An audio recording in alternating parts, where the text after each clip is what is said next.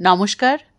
রঙ্গিলাতে আজকের নিবেদন উপেন্দ্রকিশোর রায়চৌধুরীর ছোটদের রামায়ণের প্রথম অংশ আদিকাণ্ড। অনেকদিন আগে আমাদের ভারতবর্ষে দশরথ নামে এক রাজা ছিলেন।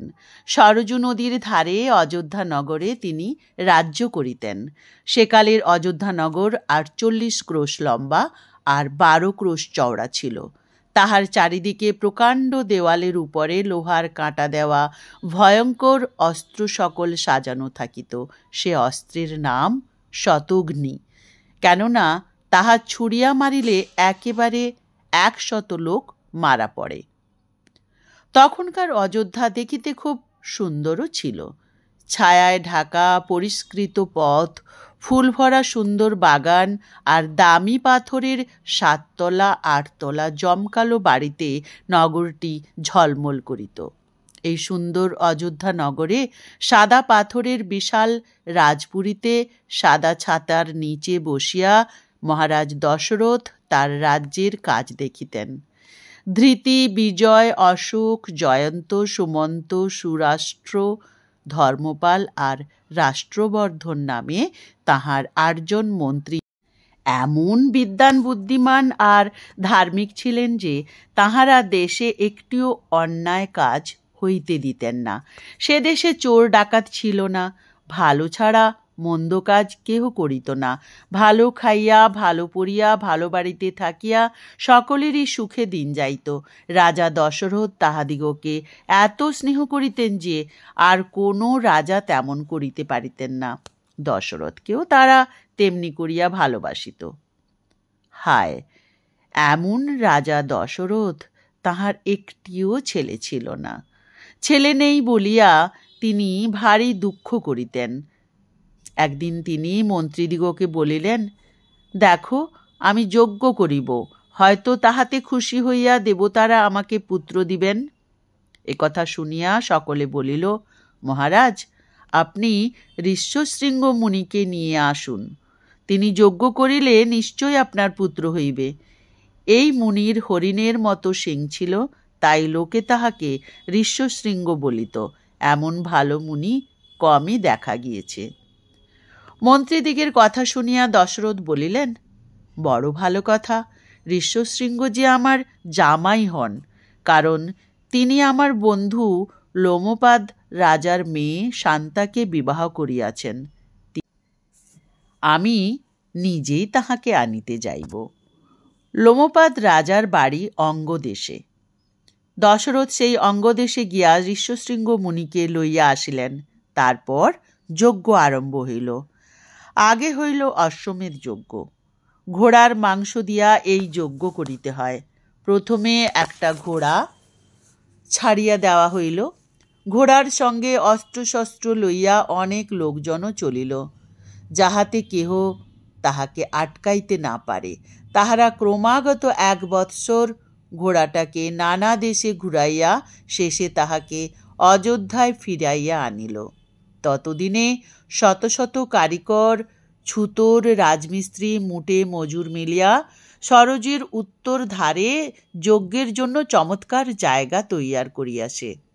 সেখানে কত মুনি, কত ব্রাহ্মণ, কত রাজা আর অন্য লোকজন কত আসিয়াছে, তাহার লেখাজোখা নাই। মিথিলার রাজা জনক, অঙ্গদেশের রাজা লোমপাদ, মগধের রাজা, পূর্বদেশের রাজা, সিন্ধু দেশের রাজা, সৌবীরের রাজা, সৌরাষ্ট্রের রাজা, আর কত বলিব। পৃথিবীর যত রাজার সঙ্গে দশরথের বন্ধুতা ছিল, সকলেই উপস্থিত। ঘোড়া ফিরিয়া আসিলেই অশ্বমেধ যজ্ঞ আরম্ভ হইল।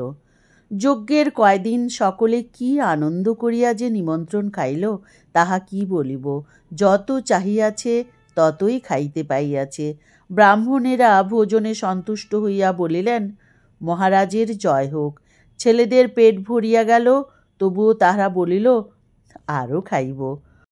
অশ্বমেধ যজ্ঞ শেষ করিয়া ঋষ্যশৃঙ্গ বলিলেন, এরপর পুত্রেষ্টি যজ্ঞ করিলে মহারাজের ছেলে হইবে। তখনই পুত্রেষ্টি যজ্ঞ আরম্ভ হইল। সেই যজ্ঞের আগুনের ভিতর হইতে একজন পুরুষ বাহির হইয়া আসিলেন।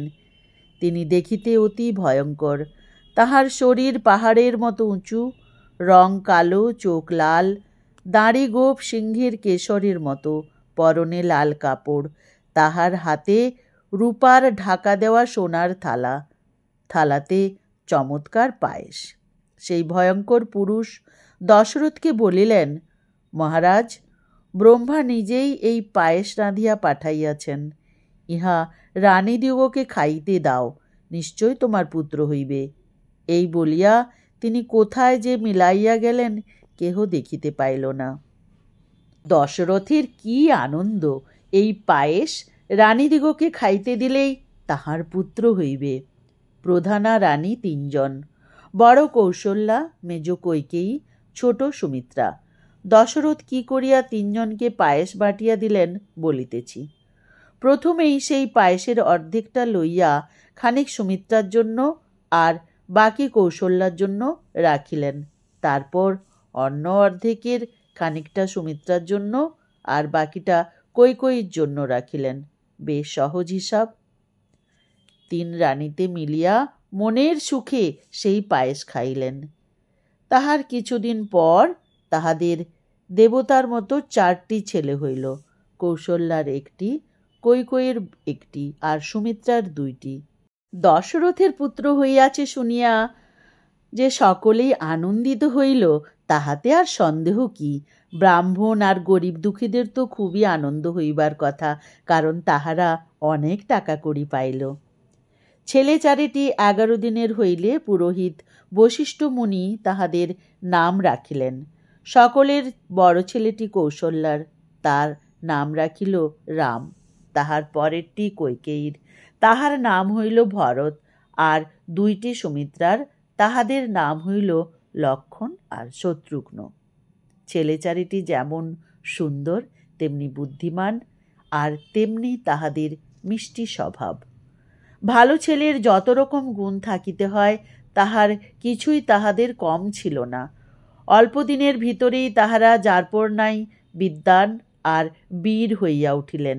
লেখায়, পড়ায়, যুদ্ধে, শিকারে কোনো কাজেই তাহাদের মতন আর কেহ ছিল না। ভাইকে কেমন করিয়া ভালোবাসিতে হয় তাহা রাম, লক্ষণ, ভরত আর শত্রুঘ্নকে দেখিলে বুঝিতে পারিতে। তাহার মধ্যে আবার রামকে লক্ষণ আর ভরতকে শত্রুঘ্ন আরও বেশি করিয়া ভালোবাসিতেন। ইহাদিগকে দেখিয়া সকলেই সুখী হইত। রাজা দশরথ যে কতখানি আনন্দিত হইতেন তাহা বলিয়া শেষ করা যায় না। একদিন রাজা দশরথ পুরোহিত আর মন্ত্রীদিগকে লইয়া ছেলেদের বিবাহের পরামর্শ করিতেছেন। এমন সময় বিশ্বামিত্র মুনি তাহার সহিত দেখা করিতে আসিলেন। মুনিদের ভিতরে বিশ্বামিত্রের মান বড়ই বেশি। তাহার মতো তপস্যা খুব কম লোকেই করিয়াছে, এমন ক্ষমতাও খুব কম লোকেরই আছে। তাহাতে আবার লোকটি বিলক্ষণ একটু রাগী। এরূপ লোককে যেমন করিয়া আদর যত্ন করিতে হয় দশরথ তাহার কিছুই বাকি রাখিলেন না। তারপর তিনি বলিলেন, মুনি ঠাকুর, আপনি যে আসিয়াছেন ইহা আমার বড়ই সৌভাগ্য, আর ইহাতে আমি খুবই সুখী হইলাম। এখন আপনি কি চাহেন বলুন, আমি তাহাই দিতেছি। দশরথ ভাবিয়াছিলেন মুনি টাকা কড়ি চাহিবেন, কিন্তু মুনি যাহা চাহিলেন তাহাতে তাহার প্রাণ শুকাইয়া গেল। বিশ্বামিত্র বলিলেন, মহারাজ, আমি যে জন্য আসিয়াছি তাহা শুনো। আমি একটা যজ্ঞ করিয়াছিলাম। উহার মধ্যে মারিচ আর সুবাহু নামে 2 রাক্ষস আসিয়া তাহাতে মাংস ঢালিয়া সব নষ্ট করিয়া দিয়াছে। শুনিয়াছি রাবণ নামে একটা ভয়ানক দুষ্ট রাক্ষস আছে। ইহারা তাহার লোক। তুমি যদি 10 দিনের জন্য তোমার রামকে আমার সঙ্গে দাও, তবে সে রাক্ষস দুটাকে মারিয়া দিতে পারে। রাম ছাড়া আর কেহই এ কাজ করিতে পারিবে না। রাম এখন বড় হইয়াছে, আর বীরও যেমন তেমন হয় নাই। রাক্ষসের সাধ্য কি যে তাহার সঙ্গে যুদ্ধ করে? তোমার কোনো ভয় নাই, রামকে দিয়া আমার এ কাজটি করাইয়া দাও, ইহাতে ভালো হইবে। মুনির কথা শুনিয়াই তো দশরথ কাঁপিতে কাঁপিতে অজ্ঞান হইয়া গেলেন। খানিক পরে একটু সুস্থ হইয়া তিনি বলিলেন, মুনি ঠাকুর, আপনার পায়ে পড়ি, আমি রামকে দিতে পারিব না। আমার রাম কি সে ভয়ানক রাক্ষসের সঙ্গে যুদ্ধ করিতে পারিবে? না হয় আমি নিজেই অনেক লোকজন লইয়া আপনার সঙ্গে পাহারা দেব। রামকে ছাড়িয়া দিন। ইহাতে বিশ্বামিত্র এমনই রাগিয়া গেলেন যে তাহার রাগ দেখিয়া দেবতারা পর্যন্ত অস্থির। যে সর্বনেশে মুনি, ইহার আরও বেশি রাগ হইলে কি আর রক্ষা ছিল? কাজেই তখন বশিষ্ঠ মুনি রাজাকে অনেক বুঝাইয়া বলিলেন, মহারাজ, শীঘ্র রামকে আনিয়া দিন, ইহাতে রামের ভালো হইবে। বিশ্বামিত্র যেমন তেমন মুনি নহেন, ইহার সঙ্গে যাইতে রামের কোনো ভয় নাই। তাহার ভালোর জন্যই বিশ্বামিত্র তাহাকে লইতে আসিয়াছেন। বশিষ্ঠের কথা শুনিয়া দশরথের আর ভয় রহিল না। তিনি তখনই রাম আর লক্ষ্মণকে আনিয়া দিলেন।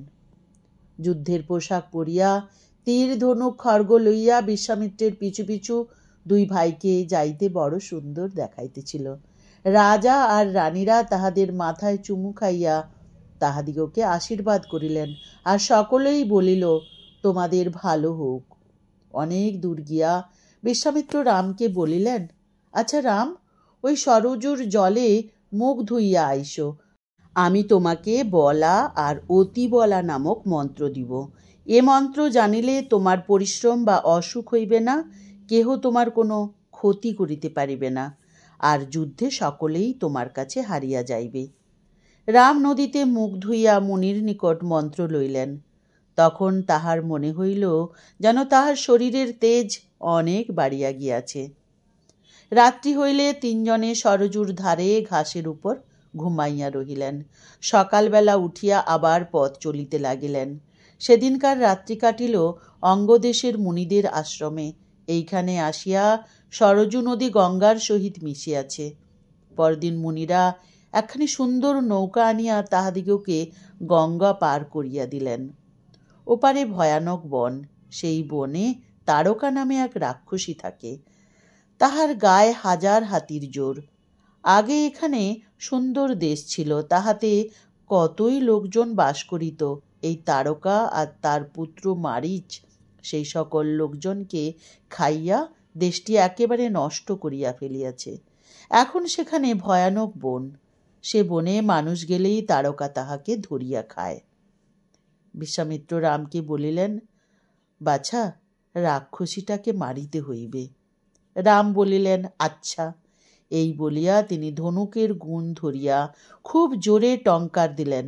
ধনুকের গুণ জোরে টানিয়া হঠাৎ ছাড়িয়া দিলে টং করিয়া একটা শব্দ হয়, তাহাকেই বলে টঙ্কার। রাম ধনুকে এমন টঙ্কার দিলেন যে তাহা শুনিয়া বনের জন্তুরা মনে করিল বুঝি সর্বনাশ উপস্থিত। সে শব্দে তারকাও প্রথমে চমকিয়া গিয়াছিল, কিন্তু তাহার পরেই সে হাত তুলিয়া হাঁ করিয়া ঘোরতর গর্জন করিতে করিতে আসিয়া উপস্থিত। তখন ধুলায় চারিদিকে অন্ধকার করিয়া সে রাম লক্ষ্মণের উপর পাথর ছুঁড়িয়া মারিতে লাগিল, কিন্তু রামের বাণের কাছে সে পাথর কিছুই নয়। তিনি পাথর তো আটকালেনই, তাহার উপর আবার রাক্ষসীর লম্বা হাত দুটিও কাটিয়া ফেলিলেন। তবুও কিন্তু সে ছুটিয়া আসিতে ছাড়ে না। তাহা দেখিয়া লক্ষ্মণ তাহার নাক আর কান কাটিয়া দিলেন। তখন সে হঠাৎ কোথায় যে মিলাইয়া গেল, কিছুই বুঝা গেল না। হাত নাই, তবুও বড় বড় পাথর ছুঁড়িয়া মারে, তো কোথায় আছে দেখা যাইতেছে না। তখন রাম কেবল তার শব্দ শুনাই সেই শব্দের দিকে তীর ছুঁড়িতে লাগিলেন। এমন ভয়ানক তীর ছুঁড়িতে লাগিলেন যে রাক্ষসী তাহার জীবনে আর কখনো এত তীর খায় নাই। লুকাইয়া থাকিবার জৌকি তীরের জ্বালায় অস্থির হইয়া শেষটা তাহাকে দেখা দিতেই হলো। আর রামও অমনি এক বাণে একেবারে তাহার বুক ফুটা করিয়া দিল। তখন ভয়ানক চিৎকার করিয়া তারকা মরিয়া গেল।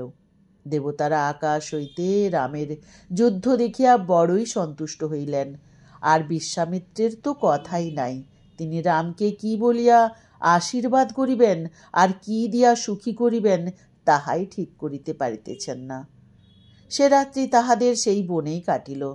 সকালে উঠিয়া বিশ্বামিত্র রামকে বলিলেন, বাছা, আমি তোমার উপর বড়ই সন্তুষ্ট হইয়াছি, তাই তোমাকে কতকগুলি আশ্চর্য অস্ত্র দিব। এ সকল অস্ত্র থাকিলে কেহই তোমার সঙ্গে যুদ্ধ করিতে পারিবে না। এই বলিয়া বিশ্বামিত্র পূর্বমুখে বসিয়া মনে মনে অস্ত্রদিগকে ডাকিতে লাগিলেন, আর অমনি নানারূপ আশ্চর্য এবং ভয়ঙ্কর অস্ত্র সেখানে আসিয়া উপস্থিত হইল। ধর্মচক্র, কালচক্র, বিষ্ণুচক্র, ইন্দ্রচক্র, ব্রহ্মশির, ঐহিক, ব্রহ্মাস্ত্র, ধর্মপাশ, কালপাশ, বরুণপাশ, শুষ্ক অশনি, আর্দ্র অশনি, পৈনাক, নারায়ণ, শিখর, বায়ব্য, হয়শির, ক্রৌঞ্চ, কঙ্কাল, মুসল, কপাল, কিঙ্কিনী, চন্দন, মোহন, প্রস্যাপন, প্রশমন, বর্ষণ, শোষণ, সন্তাপন, বিলাপন, মাদন, মানব, তামস, সৌমন, সংবর্ত, আর কত নাম বলিব। এ সকল ছাড়া আরও কতকগুলি অস্ত্র, শক্তি, খড়গ, গদা, শূল, বজ্র ইত্যাদি বিশ্বামিত্রের ডাকে সেখানে আসিয়া উপস্থিত হইল। তাহারা জোড়হাত করিয়া রামকে বলিল, রাম, আমরা এখন তোমার হইয়াছি, তুমি যাহা বলিবে তাহাই করিব। রাম একে একে তাহাদের সকলের গায়ে হাত দিয়া বলিলেন, এখন যাও, আমি যখন ডাকিব তখন আসিবে। অস্ত্রেরা আচ্ছা তাহাই হইবে বলিয়া যেখান হইতে আসিয়াছিল সেইখানে চলিয়া গেল। ইহার পর তাহারা এক সুন্দর স্থানে আসিলেন। সে স্থানটি দেখিয়া রাম বলিলেন, কি সুন্দর জায়গা! গুরুদেব, এখানে কে থাকেন? বিশ্বামিত্র বলিলেন, এই স্থানের নাম সিদ্ধাশ্রম। এখানে আগে কশ্যপ মুনি থাকতেন। তিনি তাহার স্ত্রী অদিতি দেবীর সঙ্গে 1000 বৎসর এইখানে থাকিয়া তপস্যা করিয়াছিলেন। তাহাদের তপস্যায় সন্তুষ্ট হইয়া বিষ্ণু নিজে তাহাদের পুত্র হইয়া জন্মেন। সেই ছেলের নাম বামন। তিনি অনেক আশ্চর্য কাজ করিয়াছেন। এখন আমি এই স্থানে থাকিয়া তপস্যা করি। এইখানেই দুষ্ট রাক্ষসেরা আমাদের যজ্ঞ নষ্ট করিতে আসে। সেই দুষ্টদিগকে তুমি মারিবে। এই কথা বলিতে না বলিতেই তাহারা আশ্রমে আসিয়া উপস্থিত হইলেন। তারপর ঠিক হইল যে পরদিন যজ্ঞ আরম্ভ হইবে। যজ্ঞের দিন ভোরে উঠিয়া রাম লক্ষ্মণ বিশ্বামিত্রকে বলিলেন, মুনি ঠাকুর, রাক্ষসেরা কখন আসিবে ঠিক করিয়া বলিয়া দিন। বিশ্বামিত্র তখন চক্ষু বুজিয়া চুপ করিয়া বসিয়াছিলেন। রাম লক্ষ্মণের কথায় কোনো উত্তর দিলেন না। অন্য মুনিরা বলিলেন, রাজপুত্র, উনি মৌনে বসিয়াছেন, উনাকে 6 রাত্রি ঐরূপ চুপ করিয়া থাকিতে হইবে, কথা বলিতে পারিবেন না। এই 6 রাত্রি তোমরা খুব সাবধান হইয়া তপবন পাহারা দাও। রাম লক্ষ্মণ তখনই অস্ত্রশস্ত্র লইয়া পাহারা দিতে আরম্ভ করিলেন। দিন নাই, রাত নেই, চোখে ঘুম নাই, খালি কখন রাক্ষস আসে সেই দিকেই তাহাদের মন। এইরূপে 5 দিন চলিয়া গেল। 6 দিনের দিন তাহারা আরও বেশি করিয়া পাহারা দিতে লাগিলেন। এমন সময় ধপ করিয়া যজ্ঞের বেদী জ্বলিয়া উঠিল। তাহার সঙ্গে সঙ্গে আকাশে ভয়ানক শব্দ, আর যজ্ঞের জায়গায় রক্তবৃষ্টি। তখন রাম উপরের দিকে চাহিয়া দেখিলেন যে মারীচ আর সুবাহুর সঙ্গে বড় বড় বিকটাকার রাক্ষসেরা দল বাঁধিয়া যজ্ঞ নষ্ট করিতে আসিয়াছে। তাহা দেখিয়া রাম মারীচের বুকে মানবাস্ত্র নামক বাণ ছুড়িয়া মারিলেন। বাণের চোটে সে বেচারা অজ্ঞান হইয়া ঘুরিতে ঘুরিতে একেবারে 100 যোজন দূরে সমুদ্রে গিয়া পড়িল। তারপর রাম আগ্নেয়াস্ত্র ছুড়িলে তাহার ঘা খাইয়া সুবাহু সেইখানেই পড়িয়া মরিল। বাকি রাক্ষসগুলিকে মারিতে খালি বায়ব্য অস্ত্র ছাড়া আর কিছুর দরকার লাগে নাই। তখন মুনিগণের যে কি আনন্দ হইল তাহার কি বলিব। অনেক পরিশ্রমের পর সে রাত্রিতে লতাপাতার বিছানায় রাম লক্ষ্মণ বড়ই সুখে ঘুমাইলেন। পরদিন সকালে মুনিরা বলিলেন, চলো বাবা, মিথিলায় যাই। সেখানকার রাজা জনক যজ্ঞ করিবেন, তাহা দেখিতে হইবে। আর সেখানে একখানা ভয়ঙ্কর ধনুক আছে, তাহাতে এত জোর যে দেবতা, গান্ধর্ব, রাক্ষস, মানুষ কেহই তাহাতে গুণ দিতে পারে নাই। সেই ধনুকখানাও দেখিতে হইবে। এই বলিয়া মুনিরা মিথিলায় যাইবার জন্য জিনিসপত্র বাঁধিয়া লইলেন। জিনিস নিতান্ত কম ছিল না, 100খানা গাড়ি তাহাতে বোঝাই হইয়া গেল। সবুজ শস্যের ক্ষেতের মধ্য দিয়া তাহাদের চলিবার পথ। সে পথে যাইতে রাম লক্ষ্মণের বড়ই ভালো লাগিতেছিল। সেদিনকার রাত্রিতে তাহারা সোন নদীর ধারে আসিয়া রহিলেন। তাহার পরের রাত্রি গঙ্গার ধারে, তাহার পরের রাত্রি বিশালা নগরে কাটিল। 4 দিনের দিন সকালবেলায় তাহারা দূর হইতে মিথিলার সুন্দর রাজপুরী দেখিতে পাইলেন। ওই স্থানের নিকটেই অতি সুন্দর আর পুরাতন আশ্রম ছিল। তাহা দেখিয়া রাম বিশ্বামিত্রকে জিজ্ঞাসা করিলেন, এটি কাহার তপবন? এখানে কেন লোকজন নাই? বিশ্বামিত্র বলিলেন, বাছা, এটি গৌতম মুনির আশ্রম। গৌতমের স্ত্রী অহল্যা একবার একটা নিতান্ত অপরাধের কার্য করাতে গৌতম তাহাকে এই বলিয়া শাপ দিয়াছিলেন, তুই এইখানে ছায়ের উপর পড়িয়া থাক, তোকে কেহ দেখিতে পাইবে না। বাতাস ভিন্ন, আর তুই কিছু খাইতে পাইবি না। এইরূপে তোর অনেক বৎসর কাটিবে। তারপর যখন দশরথের পুত্র রাম এইখানে আসিবেন, তখন তাহার পূজা করিস। তাহা হইলে আবার তুই ভালো হইবি, আর আমিও ফিরিয়া আসিব। এই বলিয়া গৌতম কৈলাস পর্বতে চলিয়া গেলেন।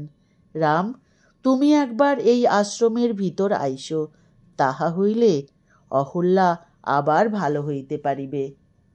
গৌতমের আশ্রমে গিয়া তাহারা অহল্যা দেবীকে দেখিতে পাইলেন।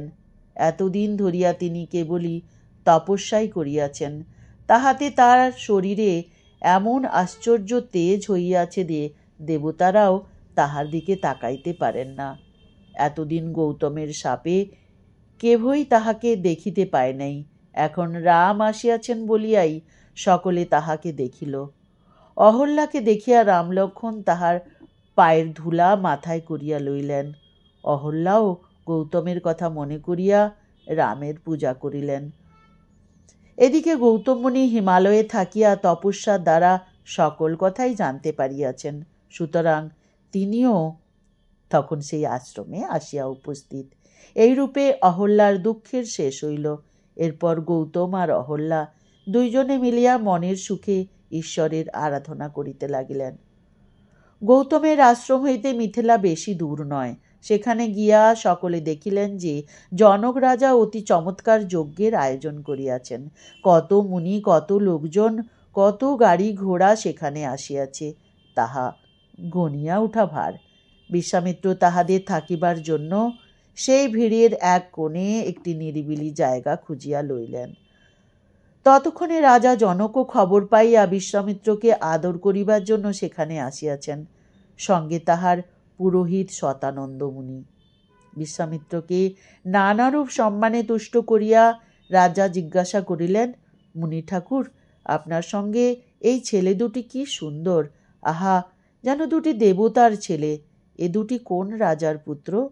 আর কি জন্য এত কষ্ট করিয়া এখানে আসিয়াছেন? বিশ্বামিত্র বলিলেন, মহারাজ, ইহারা অযোধ্যার রাজা দশরথের পুত্র। সিদ্ধাশ্রমে রাক্ষসদিগকে মারিয়া তারপর গৌতমের আশ্রমে অহল্যার কষ্ট দূর করিয়া এখানে আসিয়াছেন। এখন ইহাদের সেই শিবের ধনুক দেখিবার ইচ্ছা।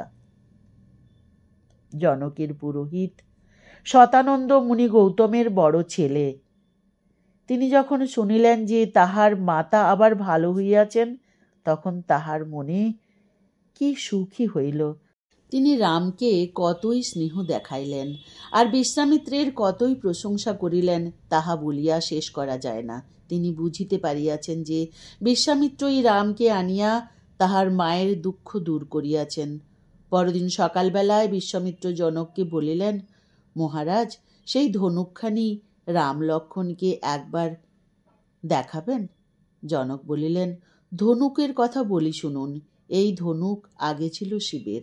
শিব একবার দেবতাদের উপর চটিয়া গিয়া এই ধনুক হাতে তাহাদিগকে তাড়া করিয়াছিলেন, কিন্তু দেবতারা অনেক মিনতি করাতে খুশি হইয়া ধনুকখানা তাহাদিগকে দিলেন। দেবতারা আবার রাজা দেবরাতের নিকট তাহা রাখেন। এই দেবরাত আমার পূর্বপুরুষ। ইহার পর একদিন আমি লাঙল দিয়া যজ্ঞের স্থানে চষিতেছিলাম। এমন সময়ে আমার লাঙলের মুখের কাছে পৃথিবী হইতে এক পরমা সুন্দরী কন্যা উঠিল। সেই মেয়েটি এতদিন আমার ঘরে থাকিয়া এখন বড় হইয়াছে ছিল বলিয়া আমি তাহার নাম রাখিয়াছি সীতা। আমার প্রতিজ্ঞা এই যে সেই শিবের ধনুকে যে গুণ দিতে পারিবে তাহাকেই এই মেয়ে দিব। তারপর কত রাজা আসিয়াছে, কিন্তু তাহারা ধনুকে গুণ দিবে কি, তাহা তুলিতেই পারে না। তখন তাহারা ভয়ানক চটিয়া গিয়া আমার সহিত যুদ্ধ করিতে আসিল। আমি অনেক কষ্টে দেবতাদের সাহায্য লইয়া শেষে শত্রুদিগকে তাড়াই। এখন সেই ধনুক আমি রাম লক্ষ্মণকে দেখাইব। রাম যদি তাহাতে গুণ দিতে পারেন তবে তিনি সীতাকে পাইবেন। তখন জনকের হুকুমে ধনুকখানা বাড়ির ভিতর হইতে বাহিরে আনা হইল, আর 8 চাকার গাড়ির উপরে লোহার সিন্ধুকের মধ্যে ধনুকখানি রহিয়াছে। তাহা টানিয়া আনিতে 5000 জোহান কাহিল। রাম সেই ধনুক দেখিয়া কহিলেন, এটাতে গুণ দিতে হইবে নাকি? বিশ্বামিত্র আর জনক বলিলেন, হ্যাঁ। এত বড় ধনুক তুলিতে রামের একটু কষ্ট হইলেও তাহা নিন্দার কথা ছিল না, কিন্তু কষ্ট হওয়া দূরে থাকুক, বরং সেই কাজটা তাহার খুব সহজই বোধ হইল। যেই ধনুক তোলা অমনি তাহাতে গুণ চড়ানো। তারপর গুণ ধরিয়া এক টান দিতেই ধনুক ভাঙিয়া এক্কেবারে 2 খান। এমনি সহজে রাম সেই ধনুক ভাঙিলেন। কিন্তু রাম তাহা সহজে ভাঙিলেন বলিয়া তো ধনুকখানি সহজ ধনুক ছিল না, আর সে ধনুক ভাঙার ব্যাপারখানেও যেমন তেমন ব্যাপার হইয়াছিল বলিয়া মনে হয় না, কারণ তাহার শব্দেই বিশ্বামিত্র, জনক আর রাম লক্ষ্মণ ছাড়া সকলেই চিৎপাত হইয়া পড়িয়া অজ্ঞান হইয়া গিয়াছিল। তখন জনক বলিলেন, রামের গায়ে আশ্চর্য জোর, এমন আর কাহারও নাই। আমি ইহার সঙ্গেই সীতার বিবাহ দিব। তখনই পত্র লইয়া দূতেরা দশরথকে আনিতে অযোধ্যায় চলিল। দশরথও তাহাদের মুখে সকল কথা শুনিয়া আর বিলম্ব করিলেন না। পরদিনই বশিষ্ঠ আর অন্য অন্য পুরোহিত ব্রাহ্মণ প্রভৃতিকে সঙ্গে লইয়া তিনি মিথিলা যাত্রা করিলেন। ধনরত্ন, গাড়ি ঘোড়া, সৈন্য সামন্ত কত সঙ্গে লইলেন তাহার লেখাজোখা নাই। মিথিলায় পৌঁছতে তাহাদের 4 দিন লাগিল।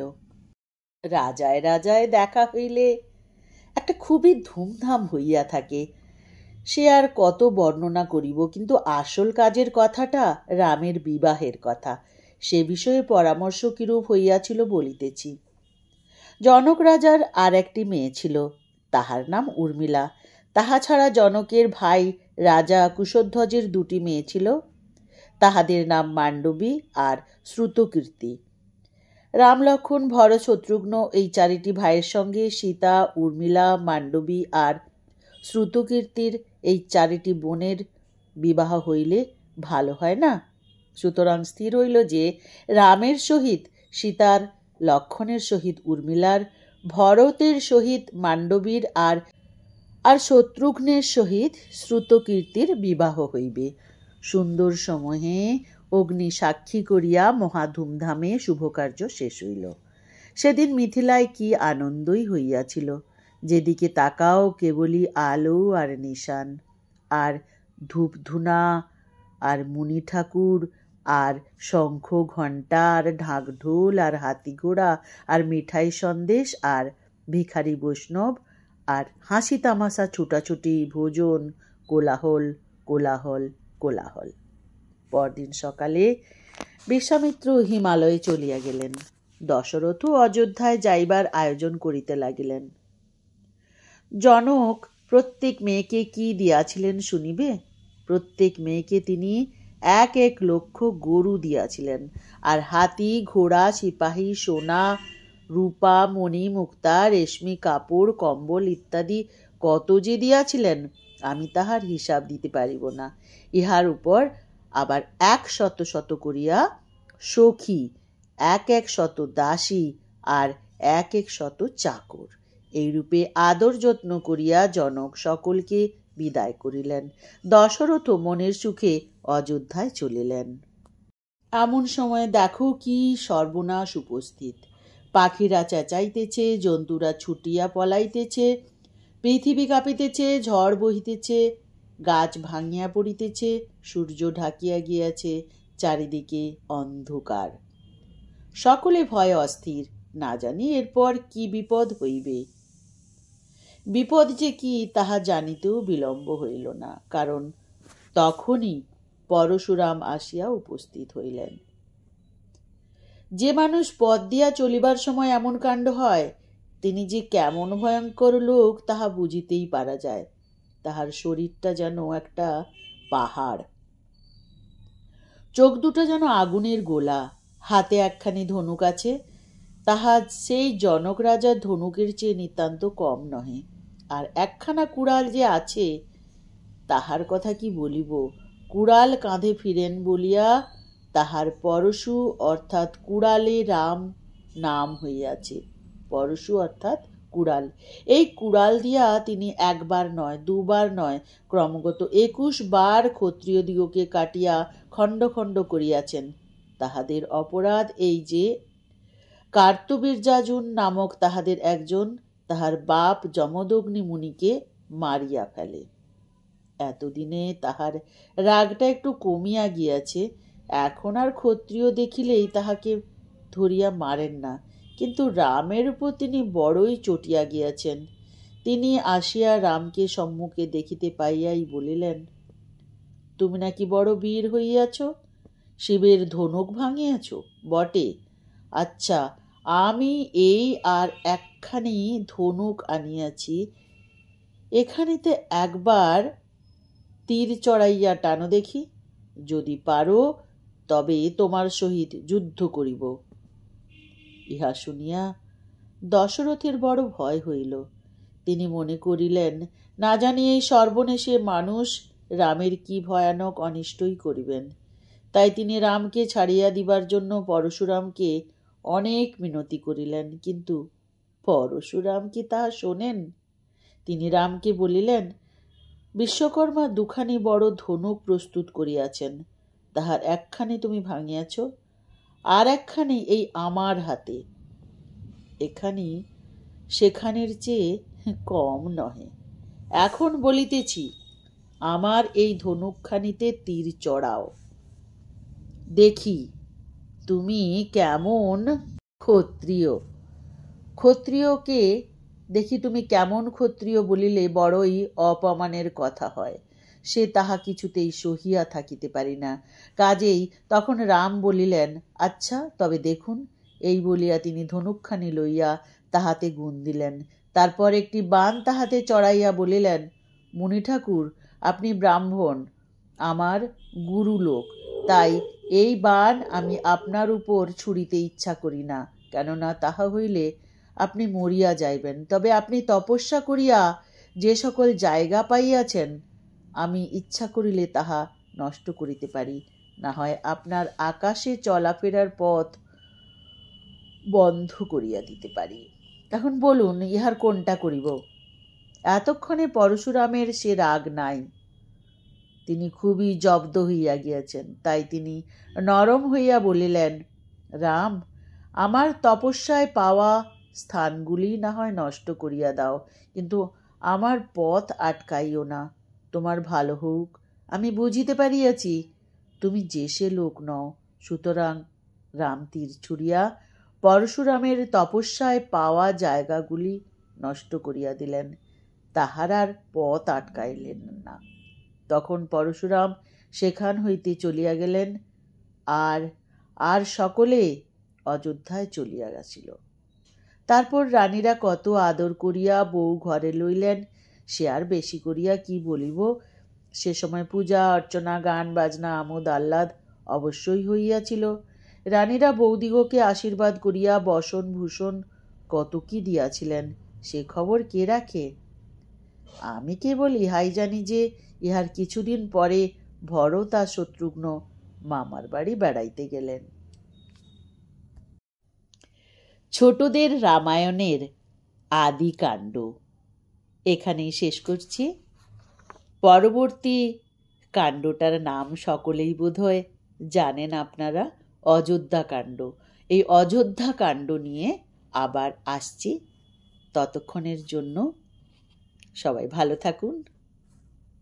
নমস্কার।